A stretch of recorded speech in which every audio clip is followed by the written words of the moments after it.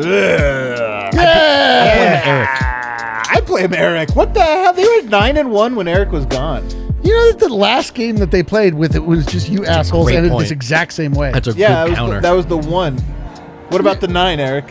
What about the 9? Go back to Chicago, Eric. What's up, everybody? Welcome into the Losers Lounge. No fun. We are presented, as always, by DraftKings Sportsbook, America's top-rated sportsbook app. The place where tonight I went 0 for 4 on my 4-leg parlay. Hell yeah, dude. Hell yeah. Yeah. It's a real loser. Real loser. Like, holy cow, not a single one of these. It was really crazy. Odds weren't even that good. That's what's so crazy about it. I got the squad here with me, though. I got live from Havana, Cuba. I got Brendan Vogt. I was hoping this would be a party lounge. This felt like a real party lounge outfit. That is a party outfit. I just kind of look like an asshole. Yeah, you kind of do now. Yeah. Wow, look, I'm just in sneakers and a hoodie here. I got the loser himself, D-Line. You guys know him more as Eric. Are we done? Go for it. What's up, guys? Great to be back here in the lounge. Thanks for sharing that game with me and your time and your feelings and your smiles.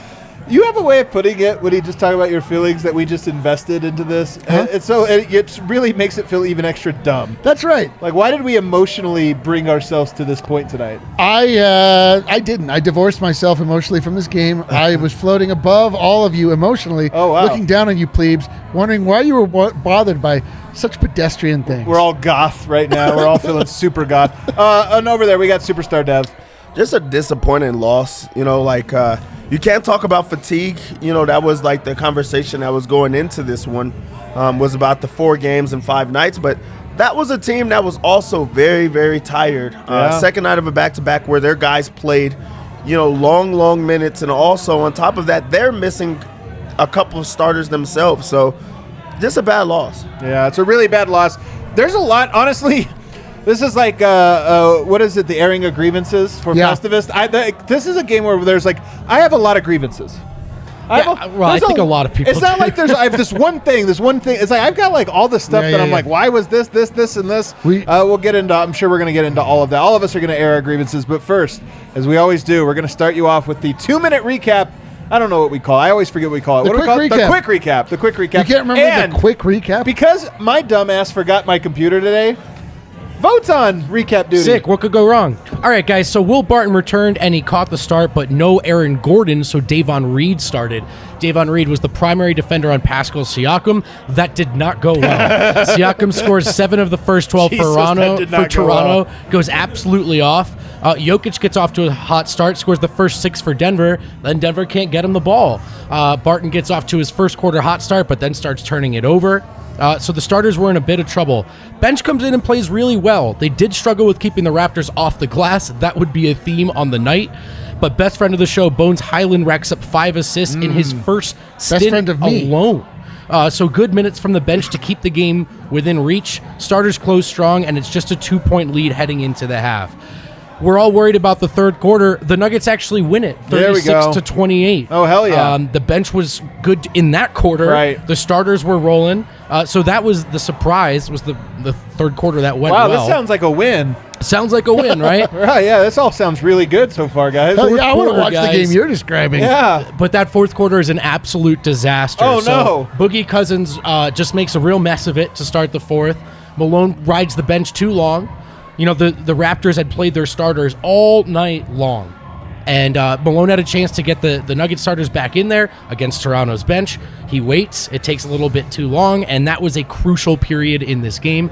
Then the starters come back in, and Will Barton drops the ball, both literally and then, figuratively on the glass, where he and the rest of the team, but particularly he, cannot keep the Raptors off the offensive glass. Boucher finished with 9 offensive rebounds by himself. The Raptors take 9 offensive rebounds is insane. I wonder how many times that's been done this year. Not really. Honestly, I wonder how many players have a game with 9 offensive rebounds. The Raptors took 23 more shots than the Nuggets tonight. Wow, they won. They won the game because of that. 23 more shots. And then, of course, it should also be noted, Barton and the Nuggets struggle to get Jokic the ball. He really doesn't touch it at all down the stretch, and that's a recipe for a loss right there, fellas. That's a very good recap, man. You crushed it. All right, well, usually, I guess I will go. I'm going to ask 2 questions. You can answer whichever one you want, Dev. What's your biggest Love takeaway? Vogt, but he is this show's Barton. That's the meanest. It doesn't. First of all, it doesn't sound like you love me. Well, yeah, that does. Yeah, it does. Yeah. Tonight, that person does not love Barton. Does not love Will Barton. So to say I love Vogt, but he's the Will Barton. Oh my God. The timing of it is what's off. Also, like you just nailed the recap. That was exactly what happened. Sorry, man. Wow, that's really cold blooded. Who said that? Who said it? I don't know. Bring it back up so we can say I love. I love the chat, but Climestra the Barton of the chat. Just say you don't like me and really? keep it moving. Yeah. Oh, that's that was worse. Woo! Yeah, that's rough, buddy. So usually I'd ask one question, what's the biggest takeaway? You could answer that if you want, or I could say, who do you blame this on if you could narrow it down to one person? Wow, the blame game. Yeah, the blame game. Or you just do takeaway. It's up to you. You go first. I don't want to just throw someone else out under the bus because we're going to get to them individually. Yeah. So I don't want to be that guy that does that. I knew you were going to go throw someone under the bus, and that's why you're the devil.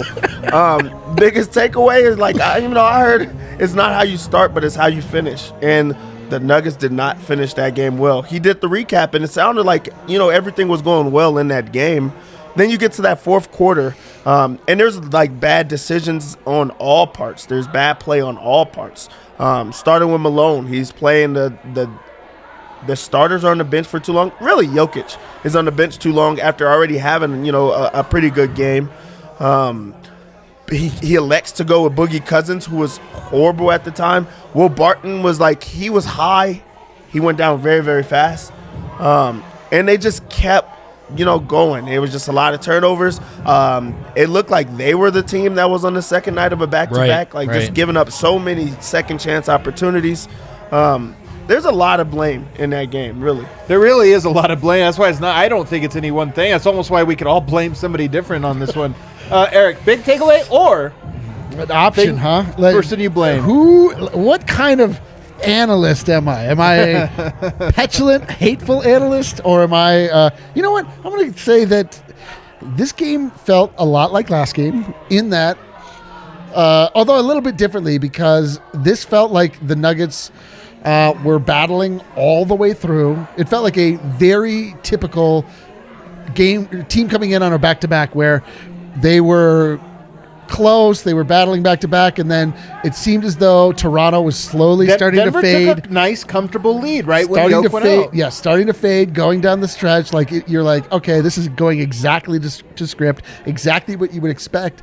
And then it just, through indecision, we were, there were like 4 stops where the starters rightfully could have come back in, and they just didn't come back in. They didn't come back in. And we were like, he's not coming in until the 7-minute mark. It was actually less than that. Yeah, but it's like half, but yeah. It never happens before then. It's such a frustrating thing. We've called this out before.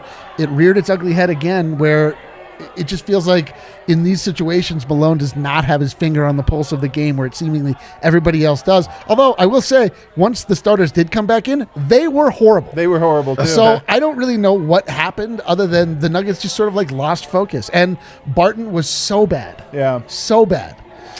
Frustrating. I'll go to you. Do you have a big takeaway or a thing you want to highlight as the reason they lost this? I mean, rebounding. Yeah, I mean, that's the right answer. We could point out a bunch of different things, and a bunch of different people contributed to this, by the way. Barton will get the lion's share of the blame, and he deserves it tonight. So if you're worried if we're going to run away from that, we're not. Jeff Green as well, guys, I think finished with 2 rebounds tonight. And then it's not just the rebounding numbers, but the lack of boxing out, just not getting bodies on guys. It almost didn't really matter who it was, but they had to get more bodies, and they didn't. And look, the Raptors took 23 more shots. In a lot of ways, the Nuggets did a lot of what they needed to win this game. Right. But they did not get the rebounds, and they did not prevent those second chance points, and it was crippling. Denver was missing some guys tonight that you would have loved to have had. I mean, Zeke Naji, for one. You talk about Denver had a hard time containing the perimeter. He would have done a good job of that. Sure. Just another body. Zeke's not a great rebounder, but I do think he's a guy that in this moment, when it's like, hey, rebounding is going to win us the game, okay, let's lock in on that skill. Aaron Gordon, Michael Porter Jr., these are all guys that provide Denver with some requisite length. So you have all of them out tonight. Davon Reed, Will Barton. Davon Reed, Will Barton, these guys who are long but not necessarily tall. You're going up against tall and long guys in Toronto. I mean, they're an extremely long team, one of the longest teams in all the NBA. And Boucher in particular was just so long. Denver didn't have anybody that could push him away. Yeah. If you have Aaron Gordon, if you have Zeke Naji, those guys are stronger than Boucher. You could at least force him more than 3 feet away from the basket. Instead, he just reached over Monte Morris, reached over Davon Reed, reached over Will Barton tonight. Sometimes it was that he wasn't even being boxed out. There was an effort thing tonight that could have tilted but this. also just the length. But there was also just a length thing to it that really allowed them. But that's none of as much as that is the right reason for why they lie. Like if you said we could change one thing about this game, rebounding, make it even. Okay, Denver wins probably by 10. The length thing is very interesting to me because tonight Denver looked tiny. They looked tiny at some key positions. Jokic towered over everybody. But Toronto tonight said we're going to pack the paint. It's a very similar game plan to what Oklahoma City did. Is like, hey, we're going to dare them to do something besides throw the ball to Jokic because we're very undermanned there. But we'll just use our length on everybody else, and they just gobbled everybody up. Denver had no other way. What was the fourth quarter scoring? Well, it was like 33-13 or something. Yeah, let me pull it up right now. 13 is pretty good. Yeah, let me look. 34-16. 34-16. Wow, that's a 34 is a really bad number defensively, especially for a fourth quarter. But 16 is like, what are we doing here? What are we doing? What are we doing here? So to me, one of the big stories is this big, like probably my biggest takeaway. I don't know. It's hard to say. One of my biggest takeaways, though, is I'm worried on nights like tonight that Denver is not that hard to guard. Box and one. They were in a box and one for a point tonight. That's a defense I would run with my 7-year-old daughter. Like, okay, we got to stop the big kid, the big girl over there, so we're going to go box and one. In the NBA, you should not be able to play a box. It's literally saying one guy we're afraid of. Everybody else, they are not dynamic enough to do it, and they couldn't. Like, that offense tonight got so stuck in the mud. I can't believe they lost that game. That They looks. should not have. I mean, that is what games are supposed to look like for the second night of a back-to-back. Team traveling from Phoenix last night. This a Western hard swing down to the wire game. This Western swing. Typically, it's Utah, Denver, the death back-to-back. Yeah. But Phoenix not that different. Like. And it was trending that way, too. Like, in the third, they were breaking shots that they'd been hitting all night. I know, right? Like, you were like, door here open. it comes. Here we go. The other thing is, like, Jokic was dominant tonight when he got the ball. I mean, this game really could be simplified, and really a lot of Nuggets games could be simplified by can you get Jokic the ball inside? And not even, like, great. If you get the ball to Jokic with great position, I mean, he probably is scoring 1.8 points per shot. Like, it's just, you get him on that short roll where all he has to do is do the lob or sealed or something. Like, he scores almost every single time.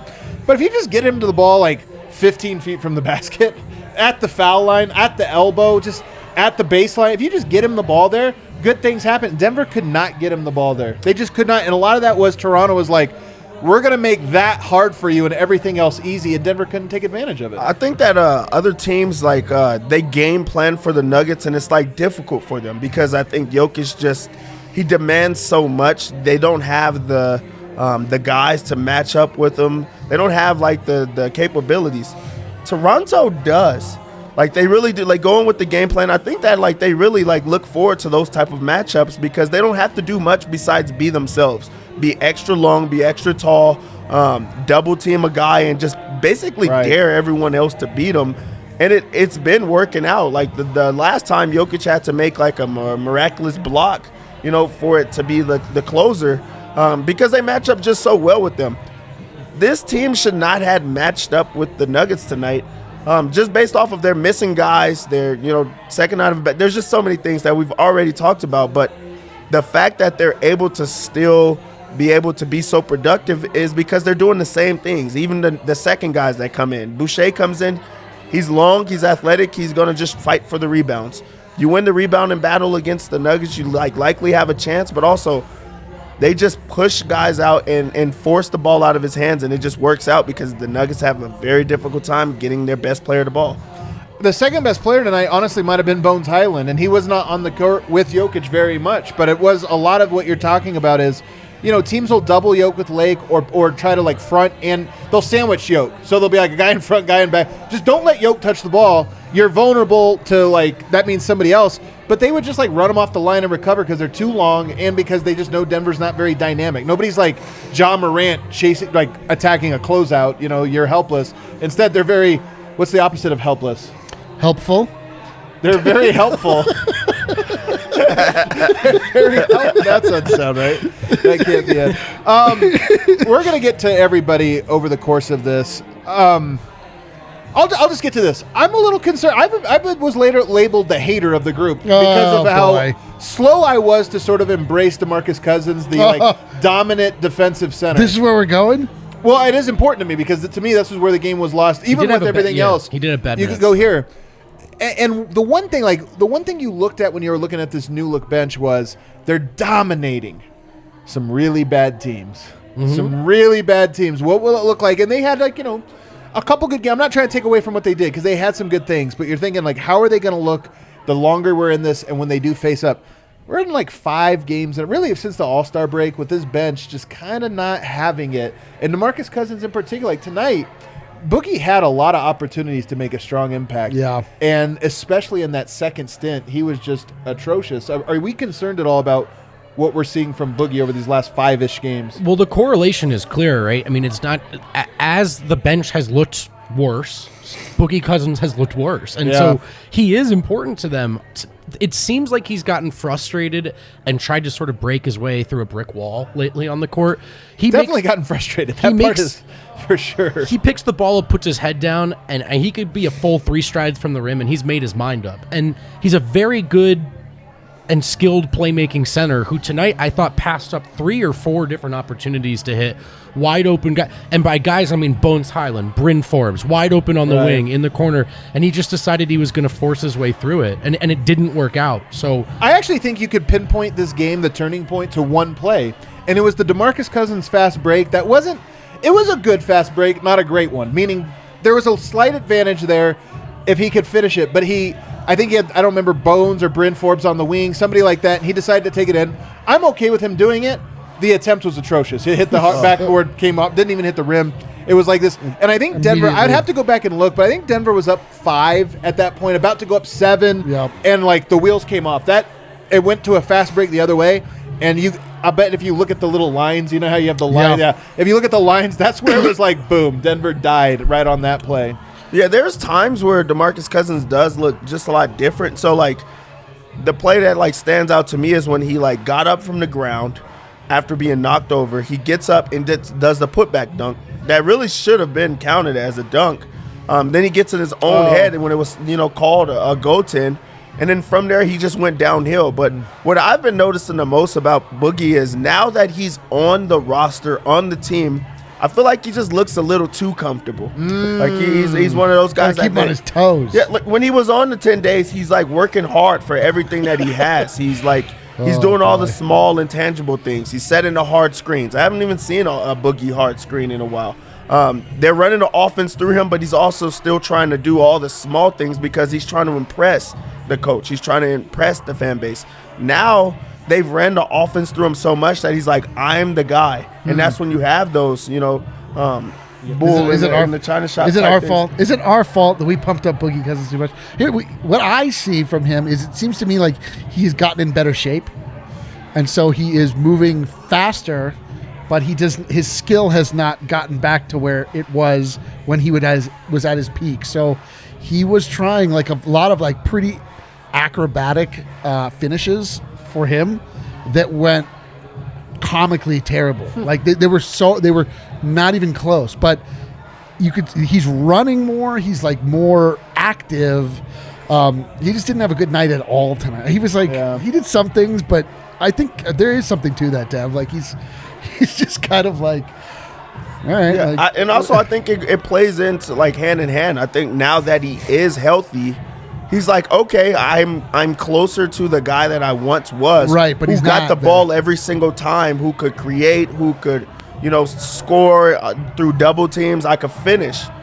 But he's not that person anymore. So, he has to find that balance of put the ball in his hands, but you're not the finisher. You have not been the finisher. It's just not you anymore. But you did all these small things that warranted a contract for the whole year. But he's starting to revert back into just doing a little bit too much that he's not capable of doing. A lot more to get to in segment 2. That segment 1 flew by in the worst way. I know, Time dude. flies when you're just Oh, miserable. dude, is that the saying? That's the- I Time think that's what it flies is. when you're absolutely miserable recapping a Nuggets game where they should have won. But there's more misery on the other Let's side. go. Don't touch that dial. Don't touch that dial. Michael Malone's decision to wait so long. We're going to get to that. Will Barton's atrocious return to the Let's lineup. We're go, gonna dude. get to Oh, all- my mouth is There's watering. so much to get to here on the other side. Sick. Well, it's always best to start drinking when you're sad, and so that's why yeah, I dude. want to That's talk true. about Ranch Rider Spirits, which I actually do love is this one, one of yeah. the best ways to bring the vibes back up. You get the ranch water flavors there, the Paloma. They've got a bunch of different kind of flavors. We've been drinking them out of that mini fridge up here, and the whole company loves them. Here's the deal. It was launched in 2019, born from a food truck in Austin, Texas. A lot of the best stuff comes from food trucks, doesn't it? Yeah, I I'm a would big say. food truck guy. Employee-owned Ranch Rider Spirits is a premium spirit-based seltzer. They were the first to put ranch water, the iconic Texan beverage, in a can. They use premium spirit, sparkling water, fresh squeezed citrus, and they don't use any added sugars or artificial preservatives. go. You can tell when you drink it, that flavor, it's subtle, it's more real than... Look, I like a lot of the canned seltzers, even the bad ones, but they can taste really synthetic and gross, and these don't, and that's why I love them. So pick up your own Ranch Rider. Visit ranchriderspirits.com to find a location near you. A little Fall Out Boy, too, D-Line. You feeling up? Feeling dude, look better? at you. Even though it's a loser's lounge, Vogt has never been better, dude. He's dressed like a... Listen, if you don't have time... but you still want better gut health, more energy, and optimized immune system. Oh, You're yeah? not into taking pills or vitamins, but you do want a supplement that tastes great. Listen, that's why we're hyping up Athletic Greens. I haven't taken mine home yet. Have any of you? Can you Yeah, of talk course. about No, these? we Do you want to You talk son about of a it? biscuit. This son of a biscuit. I haven't taken them yet. I Really? haven't taken- Is that a good excuse? Yo, You can just I- haven't taken it home can I- from work yet? Can I tell No, it's a you? bad- but let me give please you a talk about it. testimony All right, about please- Athletic please. Greens because I did not have Athletic Greens with me in Chicago.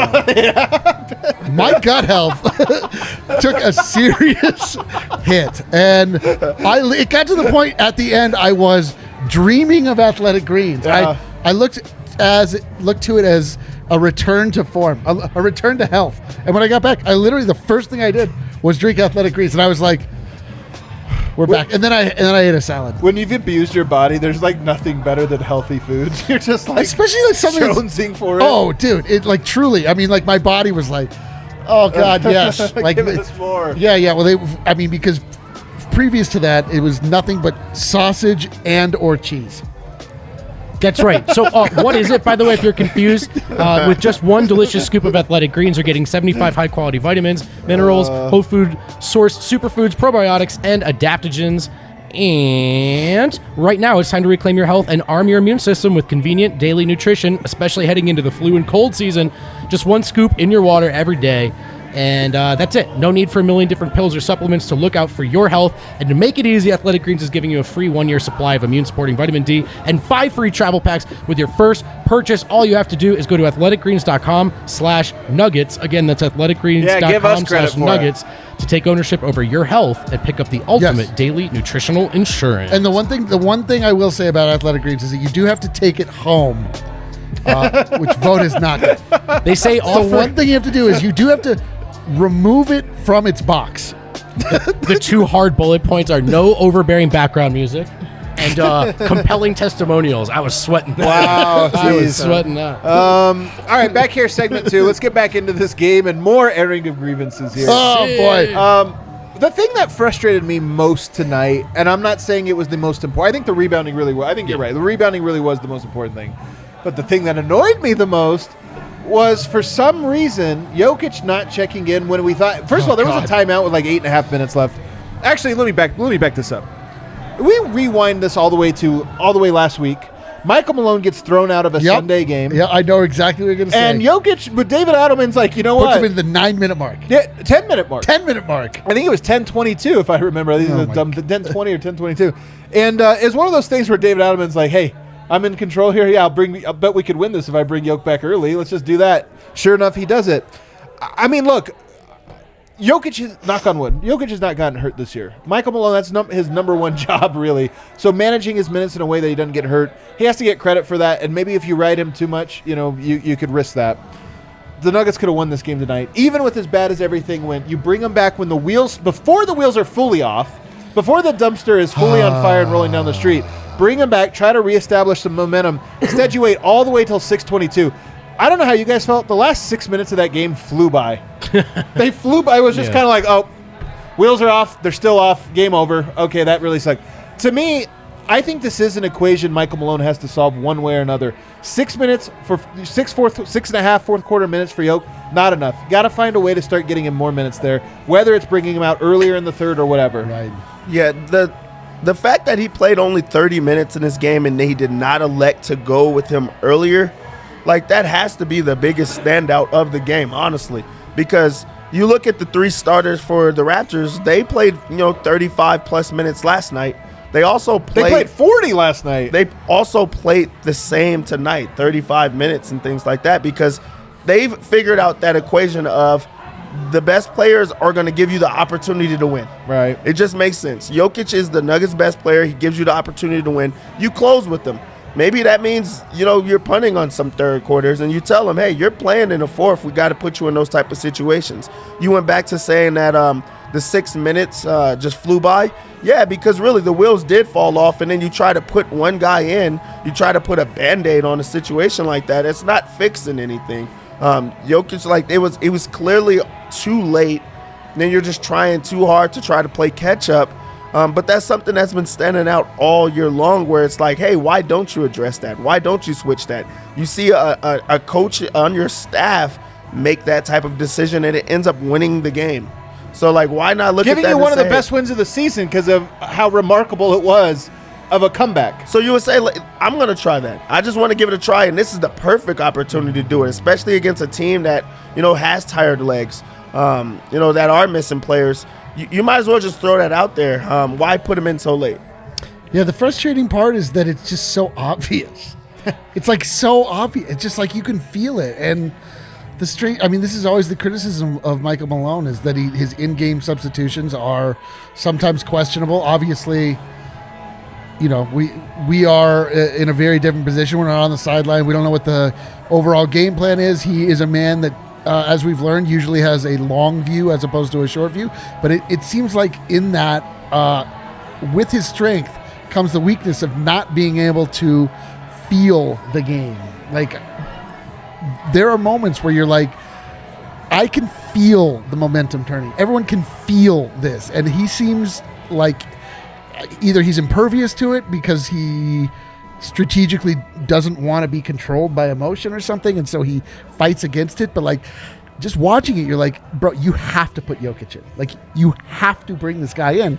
And not only does he not do it then, he doesn't do it for another minute and a half. And it's the momentum and the inertia was such at that point that, usually we see Jokic come in and sort of right the ship, but it was so far gone. And I'm beside myself, fellas. I'm just beside myself. I'm going to hop in. Did you have something, or I'm going to hop in on this one? Well, Jokic did go to check in, too, and then he was sitting there for about a minute and a half. Right. And they could have maybe gotten a foul in or called a timeout. They had the timeout with 8 minutes-ish, and it's perfect. Jokic was at 26 minutes, I think. I would have put him in right there. 34 minutes! Also, because you're going to get a regular amount of minutes. 3-4 more minutes against Toronto's bench. Go flip the switch, right? Apply the pressure there, Dev. Yeah. Here's a take, and this is a bit of a hot take, relative to what I usually give out here. Michael Malone likes to play his veterans. I mean, we saw with Paul Millsap last year, probably could have been pulled from the rotation, but he's a guy that had sort of earned it. DeMarcus Cousins has not earned it with this team, in my opinion. He's a good player, and he has had some big moments that have won. He has won games for the Denver Nuggets, but has he won more games than, say, a Bones Highland, than, say, some of these other guys? In my opinion, no. And if any of, Bones would have played tonight as poorly as DeMarcus Cousins would have, no way in God's green earth he would have played 6 fourth quarter minutes. Bones has been benched for significantly less than what DeMarcus Cousins did, both from a production standpoint and from just a general focus and, are you making mistakes standpoint. We all know DeMarcus Cousins is Michael Malone's guy. I just worry that maybe he's a little bit blinded there to all the things that you are principled about with this team need to also apply to your guy that you're kind of introducing into the family. They need to apply to him just as strongly as they apply to everybody else.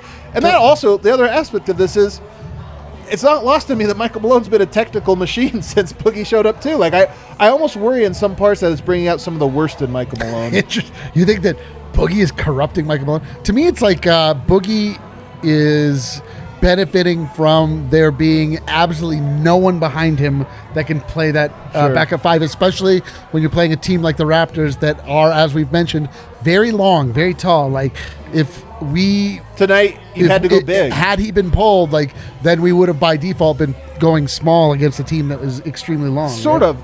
But I mean, we're talking about replacing him with Nikola Jokic. I suppose so. Yeah. I mean, but like if we're saying he was given too long of a leash. I mean, 4 minutes. I mean, I just think it's powerful if you say with 9 minutes left in the fourth quarter, Jokic checks back in, and after the game, you could say like, "Hey, man, I don't want to play him 40 minutes tonight. Yeah. Like, I need to give him rest. You need to be better." Like, to me, that's almost the conversation you can have in that moment. But again, I'm not like, I think the idea of punishing players, these guys are 30 years old. Like, they don't like this stuff is ridiculous. But I do feel like there's just an accountability of, hey, man, every single player on this roster has had to earn it tenfold. Right. Michael Porter Jr. had to sit on the bench for a year and a half not getting a chance because it's like, no, you earn it, you go the hard way. And like tonight is just one of those nights where I'm like, a guy that only has 10 or 13, whatever it is, game under his belt, usually if they're as bad as he was, they're pulled, they're yanked, or they're somehow it's like, hey, we don't do that here.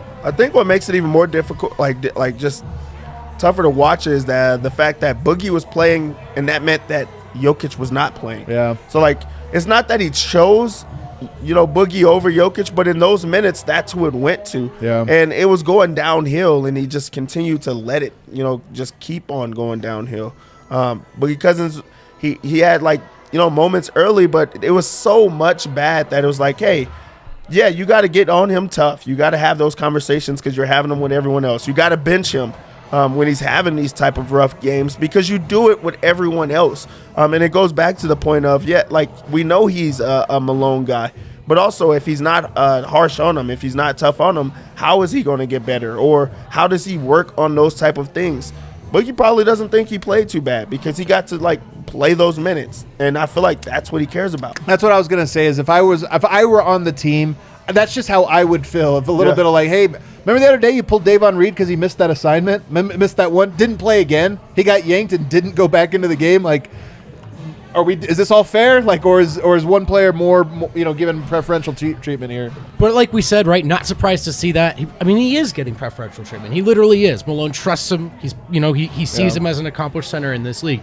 Boogie could have and should have played better. He has in the past. Also, ultimately, the starters come back in. What are they, only down 2 or 4? 2 points, I think. So they got to go win that game. And we led with this at the start of the show. We can talk more about it now. I know the chat's dying to hear it. It's the time. Will Barton was really bad in just about every way. There were about, I think, 2 fourth quarter turnovers that were bad. The length clearly affected him and Davon and Monte in terms of anyone feeling confident getting Jokic the ball. Do disagree with the chat a little bit. I actually think Barton at his best is one of the guys who can get Jokic the ball. Tonight, he didn't. And I think the length was clearly affecting them. And then most importantly, whatever Barton's rebounding numbers are in the box score, they're not going to show you what he didn't do in that fourth quarter in terms of getting bodies on guys, literally just losing the one-on-one rebounds. Boucher in particular down the stretch was just like, come on, man. And that was the game, right? It was the rebounding, and they got those stops in the fourth quarter, and Barton couldn't get those rebounds, and company as well. We'll talk about some other guys. Jeff Green, I think, is involved in the blame game. But Will Barton, in his return, that fourth quarter really could not have gone much worse. If a team's going to pack the paint, you need to be able to have your dynamic players get them. And what the difference between, I know a lot of people have been saying Monte has sort of replaced Jamal, like he's doing this or that. The difference is in things like this. Like Monte can run that pick and roll, the 2-man game with Jokic. I don't know about 100% as well as Murray, but he's running it really freaking good this year. He's been great.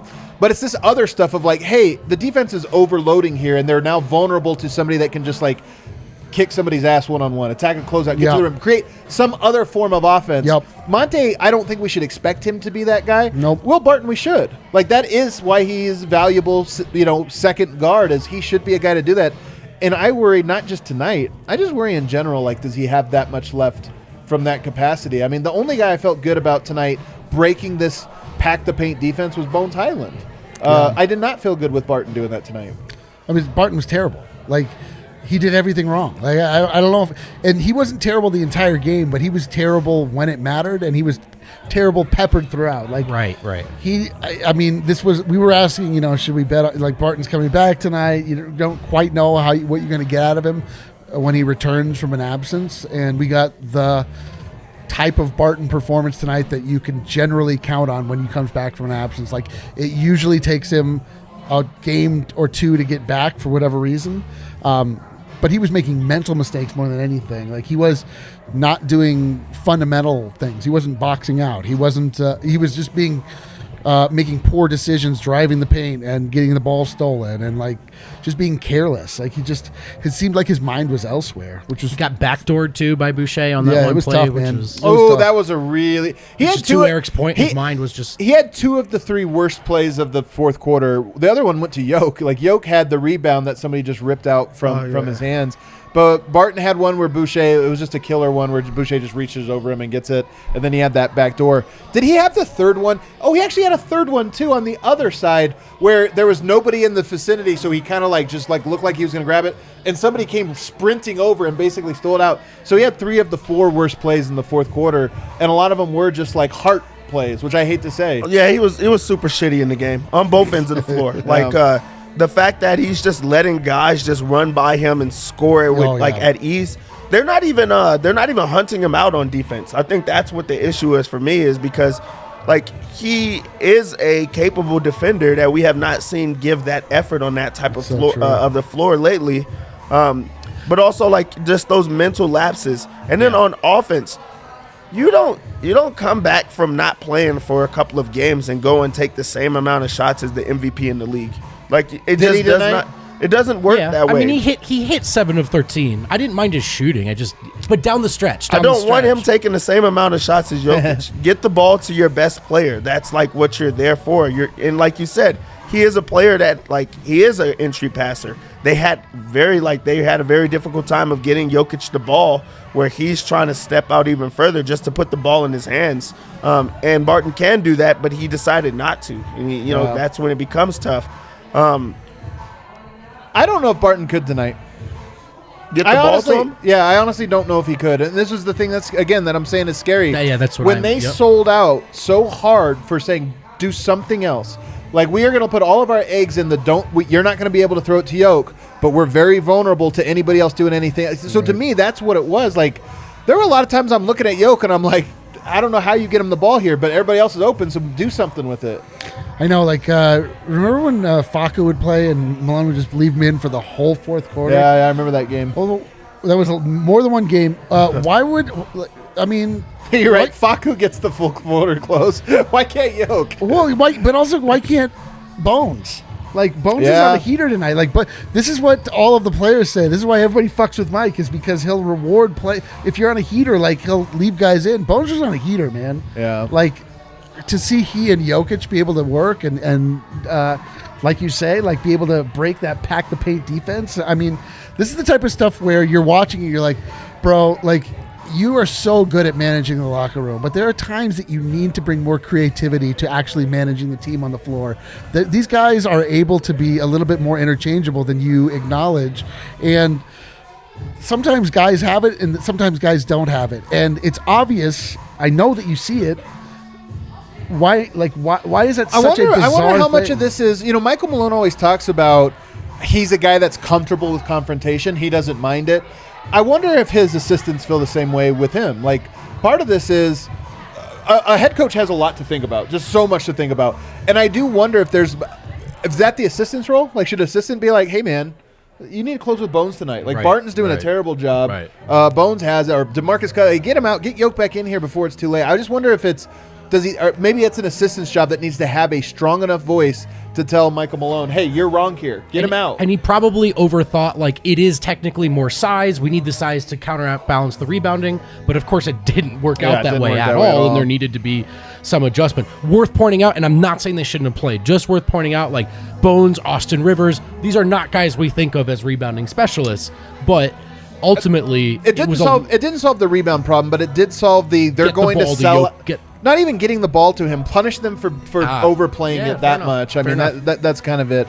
I don't know if this would be like, I'm trying to think of like a football metaphor. If you just like loaded up like 2 safeties on 1 receiver, and we're like, yeah, the whole field's open. Like, you guys, if you could do something else, like, hey, all right, if we have one-on-one coverage everywhere else, let's go here. And like, they couldn't do it. Like, the whole game, they just could not take advantage of that overload. So goddamn irritating, man. This game was set up for a fucking win, and it just it didn't come. That's 2 games in a row. There was just the ultimate frustration coming down the stretch. Let's end this now that we're at the end of the airing of the only other airing of grievance I would say is Davon Reed's had a tough stretch. This has been his opportunity. He's had a tough stretch. His offense, I think, has been pretty good. I said this months ago, and I think this 5-game stretch or whatever it is that he's played has sort of reinforced it. I think he's an offensive player, not a defensive one, and he has some defensive length. He might be a defensive guard. I don't know. I think he's a defensive guard. He might be a defensive guard, but he is way skinnier. He has looked way skinnier over these last 3 games than I thought. And tonight he gets a tough assignment in Pascal Siakam, but you know what? He didn't look any different from Monte Morris physically on him. Like, Siakam, Barnes, both of those guys were just like not afraid of him. Siakam in the paint. cooks us. He always cooks us. But I mean, like, Reed has been playing small forward a lot and getting cooked by these legit wings. I know he had that great game on LeBron. Yeah, but even Trey Lyles. Ago, but yeah, man, listen, goes back to why they not just having Aaron Gordon available, but why having Aaron Gordon playing well, which we haven't seen in a while, is so important for this team. You think about those body types on this roster. It's one dude, right? One dude. So, like, Dev, you joked before the game when Aaron Gordon's out. What's the other choice? It's Davon or Jeff Green? And so it's tough. Dude, it's so wild the way an NBA season goes. Like, sometimes you're like, we're so deep. And other times you're like, we have no one after Jokic. It is matchups. Yeah, that's the specific one. All right, the good thing, though, before we get out of this segment, I mean, Bones Highland really was great tonight. I mean, he was by far the brightest spot of this. The DraftKings Sportsbook King of the game. We finally got to it. We did all this negative stuff. 17 points, 7 assists is very impressive. 3 rebounds. I just thought tonight he looked confident. He looked energized, and he did the thing that nobody else on the team could do. Yeah, he fit his role, and also what the Nuggets needed in that. They need a guy that's going to pick up the pace and also like just attack the paint because. Yeah. That's what the Raptors did not have, especially missing Van Vliet in the game. Everybody else is just like open. They have the game plan of just being on Jokic. He can space the floor with his shooting, and he was able to knock down some shots. He also brought that energy off the bench that they desperately needed, or this would have been like a blowout from start to finish. But he also just knew his role. He understood what the assignment was tonight, and it was going to be knocking down shots and just using your speed to get into things. Speed big. The speed was like the biggest thing because it was like the change of pace because the Toronto wasn't able to set up and be able to double team Jokic. And I think Jokic actually understood that. Like, okay, this is a guy that's like going to push the pace. I could put myself in different situations, and they played well off of each other. But when they weren't in there together, then it became difficult. So he was clearly the second best player. How much do you think they played together tonight? How many minutes? Couple. Yeah, not really a lot. Think it was that much. That's the issue. Yeah. I have one more grievance. I don't like Brendan Vogt's attitude. You don't? I don't know. Just in general. I feel like I've been chilling. Yeah, I don't know. Maybe. Any other thoughts about Bones? Any other thoughts about Bones? He's been playing really well. I agree. I actually think it's a trend. Well, and it's not just the shots are hitting. Like the 5 assists in his first stint. He is, I think you tweeted tonight, he's balancing the scoring and the point guarding really well. Yeah. And I like what he's focused on when he's on the court. Defensively, he's going to be a little bit of an Olay out there, but I still like what he's given them, and what a time to give it to them as they try to figure out who's in that playoff rotation. Yeah. So. He's been very interesting. You know, it's almost, Eric, as if when we interviewed him, since then, he's just been so good. It's true. I think that me asking him if he liked my nickname for him. Yeah, that's what it was. Literally Dame Lillard. Hey, block that Kane dude. Just get him out of here. I don't want to take all the credit, but I will take most of the credit for Bones being awesome. Okay. So. I think that's fair. I don't think anyone in the land would argue with that logic. I do think he is getting better and more confident, though. Like, as a player, in all seriousness, I really do think that there are like positive returns on Bones Highland over the course of the season, and I just feel better and better about him. All right, let's hit a break. On the other side, we'll get to all your super chat. We must have so many super chats tonight, Kale. Actually, What? Really? Oh, let's go. Our people. Hell yeah. I Dude, said that let's as a freaking joke. go, Let's dude. do it. Our people, man. The homies. I think at least one of these super chats needs to address Vogt's attitude. Oh, I hope they all do. The Will Barton of DNVR. Are you ready to feel the excitement of the conference championships now that both of your favorite teams just lost? Well, you can still get in on the action. Turn the other team's victories into your own big win at DraftKings Sportsbook, America's top-rated sportsbook. New customers can bet $5 on any team to win and get $200 in free bets if they do. It's that simple. If they win, you win. Illinois listeners, mobile registration is back, and right now you can sign up for DraftKings Sportsbook simply by downloading the app right to your phone. If you're getting in on that CHGO business, you can still get in on the DraftKings Sportsbook business, the money-making business, baby. And remember, if the Sportsbook isn't available in your state, you can still join the action with DraftKings Pools. Download the DraftKings Sportsbook app right now. Use promo code DNVR. Bet $5 on any college hoops team to win. You get $200 in free bets if they do. If they win, you win with promo code DNVR this week at DraftKings Sportsbook. Must be 21 or older. Restrictions apply. And what's the graphic? I'm never going to memorize the phone number. Gambling problem? Call 1-800-522-4700. Oh, we do have a DraftKings pick of the week, though, we got to get to here. And I'm looking at tomorrow's slate. This is the dumbest bet, but it's an accurate wow. bet. Take this bet. No. I'm saying it's a lock to hit. Okay. Philadelphia 76ers tomorrow are favored by 13 points against the Orlando Magic. Take it. Here's why. They just got humiliated. Yeah. Right? Yeah. They play the Nuggets on Monday. It's going to be another tough one. What does James Harden and Joel Embiid do? They whip up on bad teams. They got a bad team. Classic bully This stuff. is a classic. They're going to win by 35. Embiid's going to shoot 35 free throws. He's going to have 50. Yeah. And people are going to say MVP? Just to be clear, don't watch that game. Don't watch it at all. Just bet on it. 13 points. That's your DraftKings Sportsbook's pick of the week. Wow, that's great. I love that Brendan is incapable of memorizing a phone number. I just refuse to, actually. What is it, when you were a child, they would drop you off at a movie theater, like, little boy, what's your... Dude, you'd be surprised how few things I know. It's very few things. I love that about you. Me too. At the movie theater, you were just dropped off as a child? Well, so I I'm pulling from my own experience where I was a movie theater manager. Oh, there and were people kids. misread the marquee where it said movie theater, and they thought it said daycare. And they would drop their children off, and then the children would then have to call their parents to get a ride home. And Brendan Vogt would just be stuck there for hours. I mean, my dad didn't pick me up from soccer practice a couple times. Oh, that always happened. That was like every time. Pod. No, the ultimate was honestly Elitch's.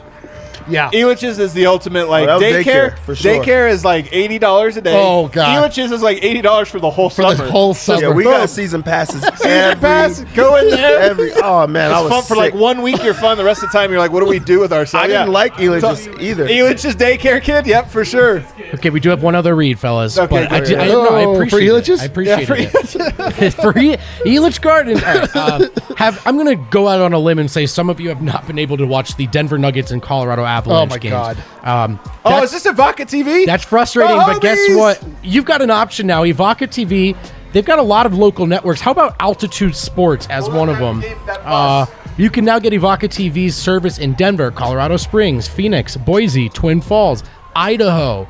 Makes it easy to follow the Colorado teams you love, including the Nuggets, Avalanche, Rapids. We're Pidsman now at DNVR. And Mammoth. Plus, you'll access coverage of the other teams. How do you get it? Go to avaca.tv/DNVR. It's only $25 per month plus receiver, no contracts, no hidden fees. Price is locked in for 2 years. And the reviews are flooding in. People are thankful for throwing this their way. All year long, people have been DMing us, how do I watch the Denver Nuggets? And I've wanted to offer a better answer than Google Denver Nuggets free. Yeah, and, you're like, you need to commit a federal crime. That's right. No, just check out Vodka TV. They are the homies. By the way, Vodka TV sponsoring the Takeover, which is our party bus.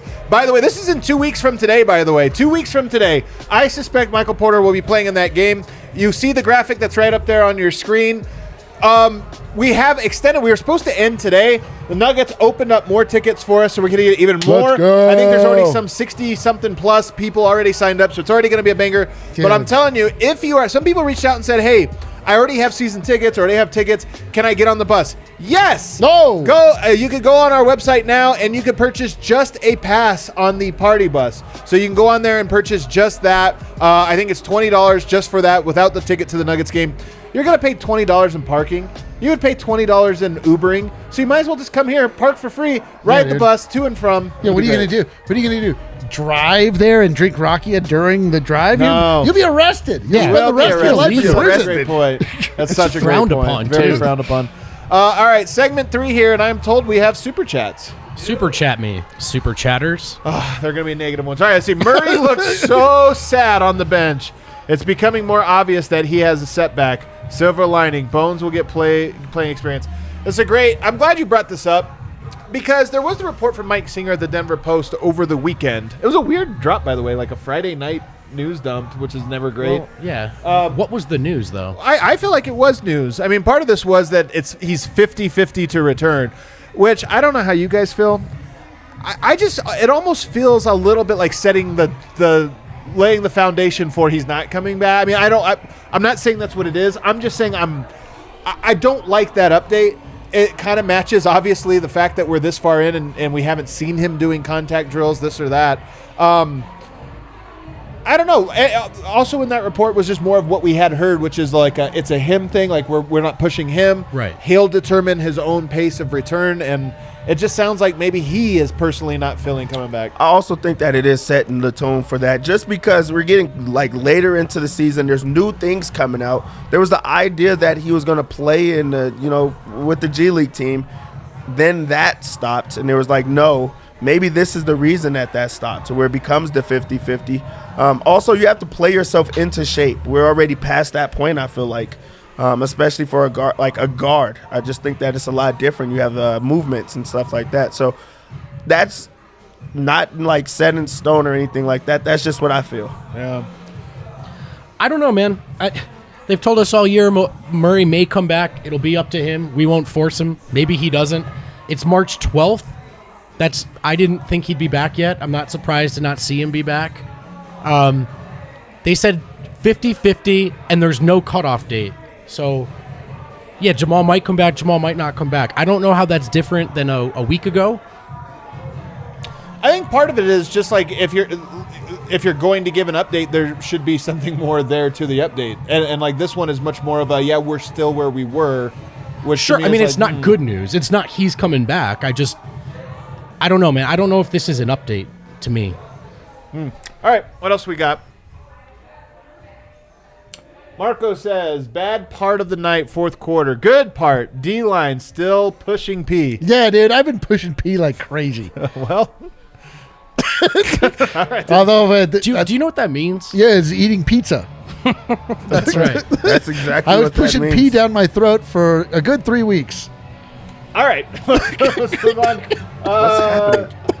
What do we have? T or F Bones is the best player on the second unit. True or True or false? false? I got it. I cracked the T code. or right F now. Bones? You're like, who is T or F Bones? The best player on the second These are unit. good I mean, questions. tonight he was. I don't think he. Yeah, he's not consistent Who enough would you to. say it is?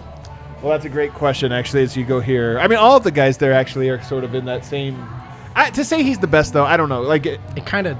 yeah, it's just they're all guys that I don't always consistently know what you're going to get out of. But look, this is Bones' rookie season. This is Bones' rookie season, man. Like he has exceeded expectations in my opinion for a rookie. I just don't want to put that on his shoulders just My yet. only 'Cause- expectation is that I expected him to win Rookie of the Year because I bet on it, and now he's playing good enough to win Rookie of the Year, but it took too long. It did take two. Tonight was a rookie of the year top style performance. Let's find out. One other thing about the bench, though, you get Davon Reed and you get you move Austin Rivers up. Like this second unit is once again a different second. It's like once again a new second unit. So something to kind of consider. Morgan says Barnes 38 minutes, Siakam 36 minutes, Jokic 31 minutes. What the WTF? I'm with you, man. I don't get it. I don't. It's a mistake. It's a mistake. I don't know. I think Malone overthought the chance to get rest after 4 and 5. I think he just. Overthought it for sure. Underthought it maybe. Patrick says, have $5 vote for dealing with anonymous trolls. The bane of all existence. Cheers, It's Patrick. so Appreciate it. true. Yeah, there you go. $5. Is Eric the anonymous troll? Yeah. No. Oh. They weren't anonymous either, but I told Kayla to block them earlier. Oh, there was somebody doing it to you? Also, no, just annoying. Pat is a troll. He's a troll. But he's not anonymous. He's not He anonymous. puts his name on it and his he's picture as on it. upfront as That's there right. is. Pat's been, Nuggets commenter all the way since back from Denver Stiffs days. He used to really hate me for being down on Moutier. Very, very much against him for that one. So Yeah. we got Abel Got says him. AG, Zeke, MPJ, Vlatko all missing also matters. Yeah. It's so funny because Vlatko's like, I almost never even get him. But you're right. Like, you know what Vlatko would have done tonight? Boxed the F out of Boucher. No, he would have sat on the bench. He wouldn't have got in. We'd been mad about it. That'd be very true. Yeah.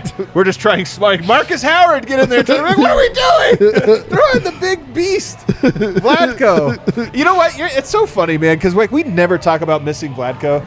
The Nuggets have been so short-handed that there are games I would enjoy Vlatko being out. This would honestly be one of them. He's Vlatko was tough. playing so well when he went down. It was the story of Vlatko in Denver, Colorado is he's just sort of like we talk about him the same way we talked about Greg Whittington. He's this guy that he's the great could be on the bench. He plays with intelligence and he plays with fundamentals.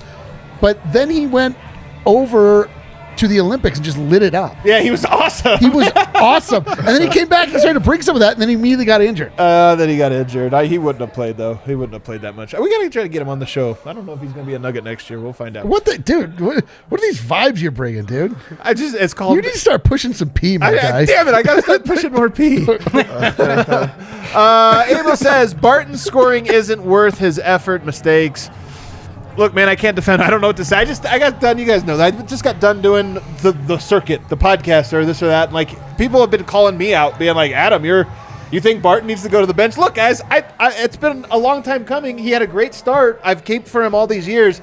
I don't know if it's age. I don't know if it's just like when Murray and Porter come back, maybe he goes back to being the version of him that I believe he can be. Maybe all those things are fair. But right now, over the last 55 games, whatever it's been, I feel like more often than not, I've been like frustrated with him. So I don't know. He starts games well, and actually to Eric's point and some of the chatter's points, like, Barton's line itself looked fine, right? And that's because he actually played a good game up until the fourth. Up until the fourth, where he played a disastrous quarter. He does not close games well.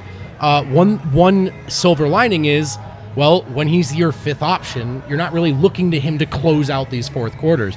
I will not, there are things he's not doing well right now, and one of them is defending, and it's a problem. But the defense is definitely a problem. But I also think, guys, people always say Barton's either really good or he's really bad, and I don't agree with that. I just think there are plenty of decent games we just don't talk about. And then we like to talk about the exclamation points and the Fs. And yeah, it's so true. They won a lot of games with Will Barton in the lineup. Tonight he cost them this one. Even I can't deny that. But we can just wait a little bit. It's all right. It's fine. Ooh, is this what this is like? I have a much different memory of what it was like to be in this lounge with you guys. I mean, it used to be fun. This is like pure bummer. You missed the old lounge? Yeah, dude. The old lounge. The not so cold lounge? I miss that old lounge. All of us in the fold lounge? You want that old lounge back? I want that old lounge back. This new lounge. Yeah, this new bummer lounge, bro. It's terrible view lounge. Morgan says, wish Malone would have tried to challenge that Jokic. Hey, great point. I'm so glad Morgan brought this up. I agree, because that was a 100% flop, and it was in another, the momentum was so terrible. What do you have? I know everybody waits for a challenge for it to cost points. Sometimes it's just like, hey, everything's going poor. It's a timeout. It's like a little breather. It's all these things. Plus, the ref has to go there and look at Scotty Barnes doing this dumb thing. Even if he says, I can't overturn it, there was contact, which I don't think would have happened. I think they would have overturned it. At least he looks at that and goes, this MFer's flopping. Yes. Go hard at the rim the next time you're going to get a foul or something. So there's I'm so glad you brought it up. I had that in my mental notes. Hey, bring it back on, because he had more to the comment there and I missed it. At least try to shift the momentum. Okay, you just said what I just said. Thank you. LFG Avaca bus. Hell yeah! Hell yeah, Morgan. Let's go, dude. That was a great comment too. That was a very, very good comment. I forgot about it. But it was. I think that could have. Anything could have made a difference. Way to go, Morgan. You said the only thing that got Adam excited tonight. I actually have one more quick note.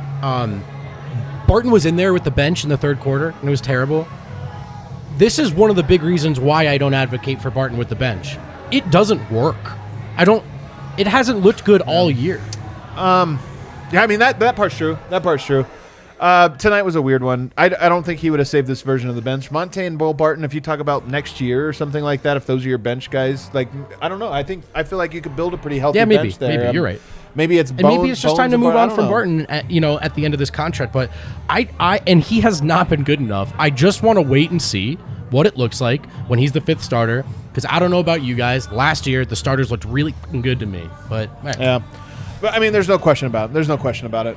This doesn't have to be a referendum on Barton for the 100th time, but yeah, my bad. But he has been, I think, a little bit down this year. Yes, and it's just that in the it's areas a little concerning that count right now. In the areas that you're right, 100%. Should we go around the association? Oh boy, because I think it's actually kind of important, some of the around the association stuff tonight. I don't have my computer. Somebody else want to take us around the association? Dev was born Dev, around the association. Well, let's go. Oh, let's go. Let's start in Washington. Oh, the reason that we're starting in the Washington-Portland game is because Portland got a win. What? Wait, Ain't that a shocker? Damian Lillard must have been back. No. Was Greg Oden back? Nope, not him either. Really? Brandon Roy wasn't back? No. Was Bill Walton Josh there? Hart. Really? Josh Hart had 44 points in this game. Yo, a guy named Trendon Watford had 27 points. You made that up, my guy. Yeah, that does sound like a name. I'm not that clever. Trendon Watford? Trendon Watford. His name was Brendo Flotsman. Yeah, wait, was there a Blarick? Did Blarick have any points tonight? Holy crap. Josh Hart, by the way. Sneaky good option for Denver. God, sneaky good option. I don't know. But he'll come in as a second unit guy that can light it up. Maybe he comes in as a first unit like Austin. He's like kind of a better Austin Rivers. And is Austin Rivers a first unit? I've been on this train this is a lot of what I was saying, and again, it's almost not even a knock on Barton as much as it is a comment on the state of Jokic. Yeah, he's so good that I think if you just gave him Jamal Murray, the other three guys just have to be average offensive players. Josh Hart's better than average, but he's a very smart player, very good defensive player. So I just single him out as the type of guy I like. I get that. I mean, I get that people want to see a defender. Oh, Harrison Wind here. We'll finish around the association on the other side. Adam just hates to see you shine, Dev. Harrison, it's good to see you, man. Did you enjoy your time at Ball Arena tonight? Oh, man, not really. Not really, to be honest. Not really. Well, I guess you could just walk us through how it went. Yeah, I mean, Michael Malone was pissed. This was the most pissed I've seen him in a while. He called the Nuggets' effort tonight unacceptable. He said he thought Denver was soft tonight, and that was mostly speaking to the offensive rebounds. Toronto's a really, really good offensive rebounding team, obviously. They got a ton of length, but it was ridiculous, man. That fourth quarter felt like a meltdown. Just the offensive rebounds Denver gave up, turnovers. So Malone gave the Raptors a lot of credit, but he also said his team was soft and careless, and the turnovers were out of control. He called the fourth quarter a horror show. I mean, it was a horror show. It was. I mean, he was right about that. Yeah. Okay. What else? He was asked about Nikola Jokic not attempting a shot in the fourth quarter. He said it was hard for him to shoot when you're turning the ball over and not being able to get him the ball. So that was, a big thing that stood out in the fourth. Jokic couldn't even get a shot up. Malone said his message was loud and clear. I have a feeling he really lit into the guys in the locker room. He said, I'm not one to sugarcoat things. Hopefully that message was received. And then he was also asked about the time that Jokic came back in the fourth. He sat at the scorer's table, Jokic did, for a minute before he was able to get back in. And he came back in a minute or two later than he usually does. Malone said part of that is try not to run Jokic into the ground, but part of it is he acknowledged that he's got to get him back in earlier when the bench is giving up runs like that. At least he acknowledged it. I mean, I wish he would. Was it a strong acknowledgement? Because to me, it was actually a pretty big deal, and it is a big, like, even the idea of Yoke coming back at 7-minute mark, which is his usual go-to, to me is like, all right, it's time to up that. Let's figure out a way where he gets in with 9 minutes to go every game. Yeah, I agree. He partly acknowledged it, but like I said, he also said it was also because he didn't want to run him into the ground. But I think he kind of just forgot. I think it just kind of slipped his mind. I don't disagree. I don't disagree with that at all. I really do. Yeah. I really do. Yeah. All right. Well. All right. Slipped his mind. What else? So we spoke to Bones Highland as well. He said, the tone of the locker room, big time frustration. Wasn't a full team effort today. We were careless. We didn't rebound or defend at a high level. And he said, like, look, Malone lit into us, and he was kind of right too. We just didn't bring it. We didn't bring the effort tonight at all. Well, it's true. I mean, they didn't. Yeah. Bones was also asked about playing different positions, the 1, the 2 this year. Does he fashion himself just a point guard, or does he look at himself more as a combo guard? He said, quote, "I'm just a hooper. No designated spot for me." I love that the you 1, just... the 2, it doesn't matter. I was wondering why you brought up this question. I was like, it's not that interesting a question. What is? Now I know it. So that you could say he said he's a hooper. I love it. That you sly dog, Harrison. I know why you snuck that in there. He was also asked about the connection that he's developed with JaMychal Green. He said it's kind of a big brother, little brother connection with him. We're getting used to playing with each other.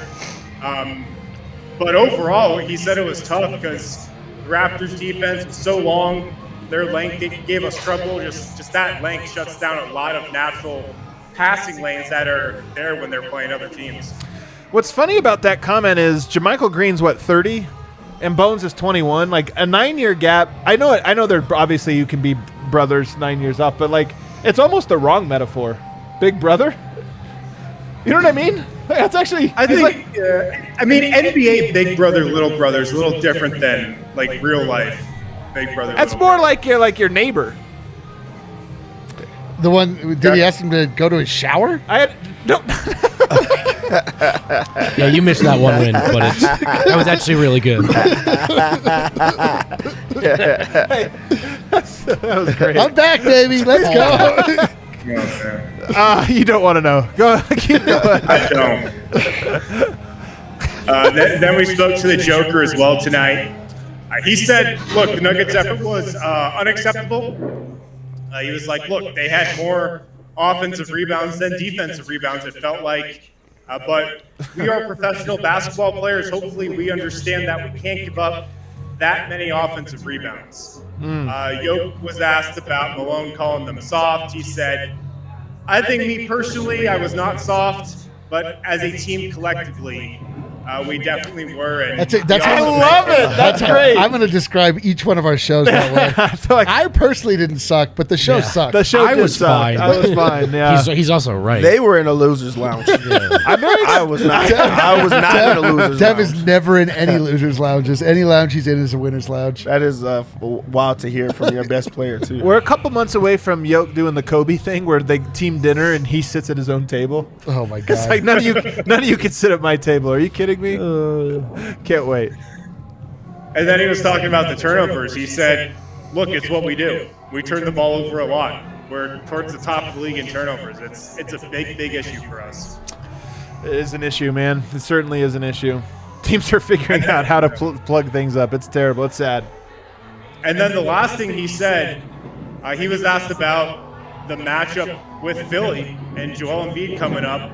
And he said, look, this is just going to be a normal game for me. Not a big game. I'm going to prepare just like I always do. But he spoke glowingly about Embiid. Nikola said, look, he's a great player. He can do everything on the floor. He's controlling the game. He's in the conversation for MVP and the best player in the league. He's skilled, but he's also so big and so strong. I like the player the best in the league and the best in the business. But again, it's nothing special, just a regular game. I don't have anything against him. He's good to me, but we got a mutual respect. I respect his game a lot. Alrighty, well, whatever. Whatever. Yeah, they both they traded off those compliments because Embiid spoke glowingly about him. They're gonna go to battle. They're gonna go to battle when it comes down to it, and I'm excited about that. Yeah. That's all I got from the pressers.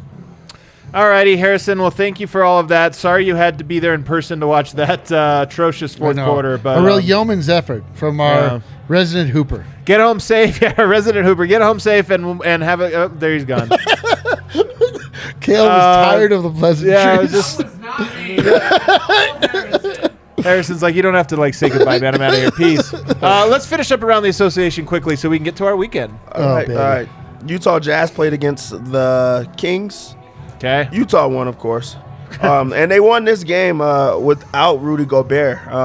Jordan Clarkson had a career-high 45 points. There was some buckets given out today. There were some buckets. 45. Man, is that against Davion Mitchell, too? Yes. And also, on night. Yeah, De'Aaron Fox had 41 in the game. So, it was big They time both scoring. scored? Yeah. Wow. Donovan Mitchell had 25. Bogdan had 26. Or Bogdanovich. Donovan versus Davion. Interesting. So then we'll bounce around to Golden State Warriors versus the Bucks. Do you see this line for Giannis? What is it? Minus 26 in this game. Yeah, yeah, that's tough. This is not a good game. Tell you, Nuggets just played the Warriors tight. I mean, they kind of didn't pull it off down the stretch. They were exhausted. But that Warriors team's good. Whoa. It was a Klay Thompson game. 38 Oh, really? points. Wow. 38 points from him. He knocked down 8 3-pointers. So Yeah, that had to be one of those. Yeah. Because we haven't seen that this year. We haven't seen it since he got back. But also, I like when Klay Thompson does well because I just feel like when Jamal Murray gets back, it's hey, those are the type of things that you're able to do. You are going to be able to get back to yourself and pretty early. Well, it's taken Klay a long time. And Klay was out longer, but it's taken him a long time, and he's still not really back. He hit 8 3-pointers. He took 14. I mean, that's what he does. That's him. That's That's what what he does. 8 of 14 still great. Yeah. Jordan Poole had shooter, 30 points in this game. That Warriors team. That guy can play, man. I know. I feel like he's always good against Denver. Me too, man. He's a shooter. All right, what else? We go to Indiana versus the Spurs. Indiana, they got to win. Greg Popovich got their record checked out. Completely checked out. Out of it. Never win another game. Didn't even have a scouting report. He doesn't He even put care. 3 players in at one point. Buddy Hield was a plus 25 in a game that they barely won. So he gave good minutes in the game. Look, there's a guy named Jock Landale that had 26 from Star Wars. I was going to say, that sounds like a Star Wars character. Jock Lando. Oh, man, he's so good. 26 points. He played 34 minutes. I have no idea who the hell that is. All right. What about this Bulls game? The Bulls beat Cleveland. We're back, baby. The Caruso is back. Oh, man. Caruso. Shouts to CHGO. They got a winner's lounge. Way to go, Matt Peck. I'm and happy Big for Dave. them. You're Me not happy too. for them? I only care about me. You know what I mean? Aren't you happy for yourself? No, that they we had had a a good losers one? lounge. I don't care about them anymore. They, Eric's a man of the moment, and this moment sucks. And then just to close it out, the Wolves. This is the one. Wolves got a win against the Miami Heat. Second night of a back-to-back with travel on the road. That's a big boy win right there. Everybody contributed in this game. 8 people scored in double digits in the game. That's insane. So this is the thing, guys. The Wolves are now 2 games behind Denver in the loss column. They have the tiebreaker, too. So really, Denver has basically one more game as a cushion. Guess what? At Philly, at Washington, at – who's the third one of it? Is it Cleveland? That sounds right, but let me pull it up. I think it is Cleveland. So that's you have this big trio coming up. I mean, it's very possible. It's very possible that this road trip, Denver is no longer in the playoffs. And then it's Celtics, Clippers, Nuggets. So I mean, Suns rather. So buckle up for some 6 games here where Denver could. I mean, it's the darkest before the dawn. Denver's going to have to really find a sense of urgency because Denver went on that long extended winning streak, but Minnesota also refusing to lose. I know they lost this last game, but they made up for it tonight on when they weren't supposed to. So something just to kind of keep an eye on, man. This is not going to. This is going to be a real. What what is it? What am I trying to say? A real barn burner? Pickle? Real pickle? No, real. I don't know. What are you trying to say? You tell us. That's really a you real question. Stressful. We're all going to be all stressed out all the way down. We're not going to. That's the saying you're looking for? Is that it's going to be Buckle up, stressful? a real.